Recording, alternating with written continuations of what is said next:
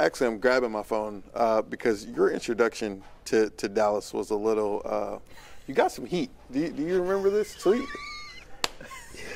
Listen, when you're going to ask me what I regret the most, that tweet is got to be what I regret the most. A bunless Whataburger for your first experience. No. So a bunless Whataburger on a paper plate. I mean, and I remember someone sending me a message telling me, Chief, you're about to get hammered for this. Yeah. And I got absolutely hammered.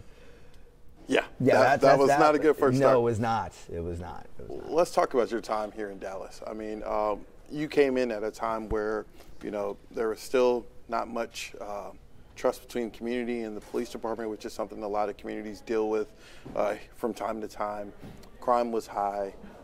What was that thing that turned the tide here in Dallas? Well, I think obviously I always give the credit to the men and women.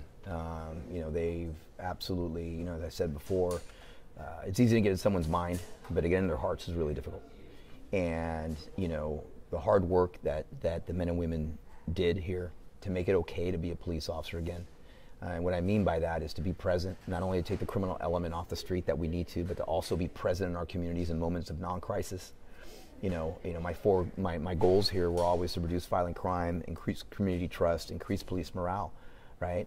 And the fourth one is to hopefully the next chief comes from here. But with regards to what turned it around is the belief that the men and women had in the mission, bringing criminologists on board, right? As we look at violent crime, we're now in our fourth year of violent crime reduction. As we look at, as of today, violent crime is down over 10%, property crime is down almost 13%, murders down almost 28%. Compared, and this is our fourth year in a row. And that wasn't by luck. That's because of the hard work of the men and women of this police department. It's about being present, right? As you may have heard me say before, I mean, this job, your life comes second. The community and your men and women come first. And if you're not willing to do that, then don't wear 4 stars. And so, and it's not a 9-to-5 job. I mean, it's 24/7. And so really embracing that. And, early on when people asked me how long I would stay here when I first got here, I'm like, I'll stay as long. This isn't a marathon. This is a sprint. And you sprint for as long as you can sprint for.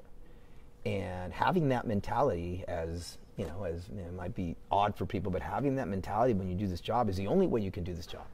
And when you realize that, I'm done with my sprint, right? Then don't cheapen it. Now is the time when the department is in a good position and we're headed in the right direction. And again, listen, we're not perfect, and there's a lot of things we have to do better, and we'll continue there. But we're certainly in the right direction. I don't think anyone can argue that. Now's the time to then recognize that, right? Not hold on forever and then hand it off to a new chief, and don't give them the keys to a broken department. Just continue to what we're doing.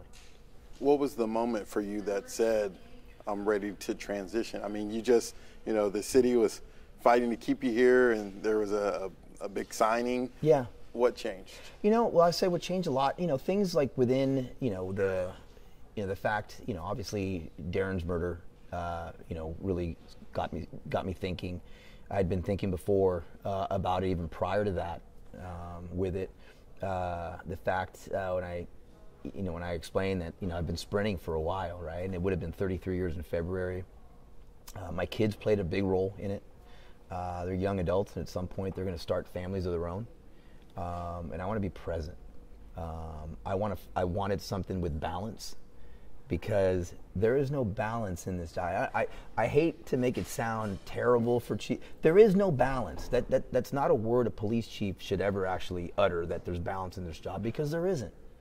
But if you can find something to work hard at while being able to find balance, that's what I was ready for in my next chapter. And again, I looked at where the department was at, and recognized, in this line of work, it's better leave the party early and not leave the party late, and not be selfish and not hold on for too long, because, handing it off to someone when we're going in the right direction is when it's time to go. And so those are the things that played in my head. But I mean, most importantly, really just kids and wanting to find balance and being able to find balance for me and my kids, who are adults now, while still being able to work really hard. I know at the end of the day, this is a business. Do you regret the way that this business decision happened? I regret how it came out. There's no question about it. I mean, this was not the way it was supposed to be. I appreciate, that my rank and file have given me an opportunity to say goodbye in several ways, and they've been unbelievably gracious, and they understand that the business gets in the way sometimes. Certainly, I've done things different because my men and women should have heard from me first, and so I guess that's on me. I guess it's one of the fool me once, shame on you; fool me twice, shame on me type of thing. But again, I don't want to get caught up in how it happened or what happened with it or what have you. But I do regret that. But my men and women, and I know because I hear it. Like I heard it. That was not the way they wanted to hear from it. So when I came back in that next week, I tried to work my butt off to ensure that they heard the message the way I wanted them to hear it, and they've been amazing. It's been a pretty emotional couple weeks. Overall violent crime has declined here in Dallas, but violent crime is ticking back up this year. Are you worried about leaving as that's happening? What do you think this changes?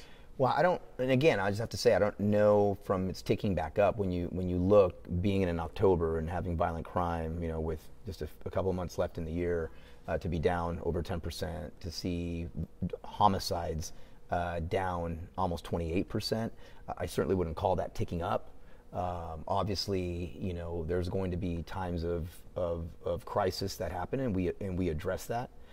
But I think, and woven into the fabric of this police department is the crime plan and what we're doing with the criminologists. And so certainly, when you look at different weekends and things happen, I mean, it's a crime reduction strategy, not a crime elimination strategy.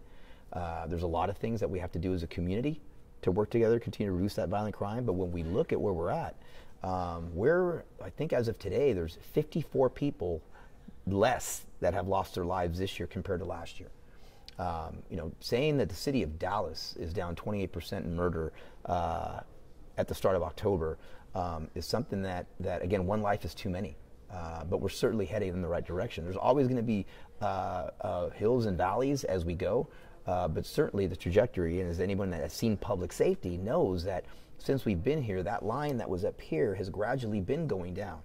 And so that's something that the men and women will continue. And so, I don't regret, because I think we're in a solid place. Having said that, one life is too many, and I get there's victims of crime that my heart goes out to them.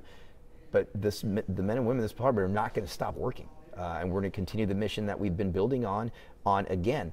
When you look at other cities, XY things, around the country, they may have reduced crime 1 year, maybe 2 years. What's not said enough is we're in our 4th consecutive year of violent crime reduction. And I know it's never enough. I mean, I'm not naive. I go to every community meeting and I ask them, who wants the police department to do more? And they all raise their hands, and I raise my hand right along with them, because we wish we could do more. One of the things that we need to grow the department. I wanted to grow the department more than what it's here. If you were going to ask me a regret other than the Whataburger post, I would have liked to have been able to grow the department more than where we're at now. But I know that we have support from City Hall and other initiatives that City Hall has allowed us to do to be able to grow that, and I think we will get there. But that is one thing that we definitely need to continue the trajectory and continuing to hopefully next year this department be in their 5th year of violent crime reduction. And my last question, why do you think it's important for the next chief? If it was up to you, I know you would want it to be internally. Why is it important to have an internal transition? Well, I would say a few things.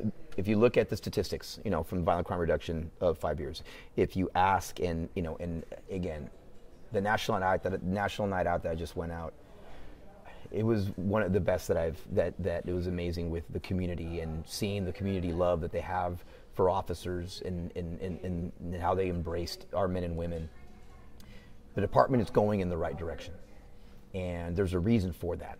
And the reason for that is because the people that are within these walls, things are different now than they were 4 or 5 years ago. Very different, from not only from violent crime perspective, but policies, procedures, and things that we put in.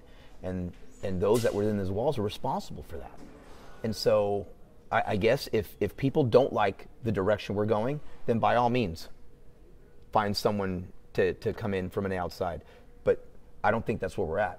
I think most like the direction that we're going, or else I would not have been getting so many "I'm mad at you" emails and things because I made my decision.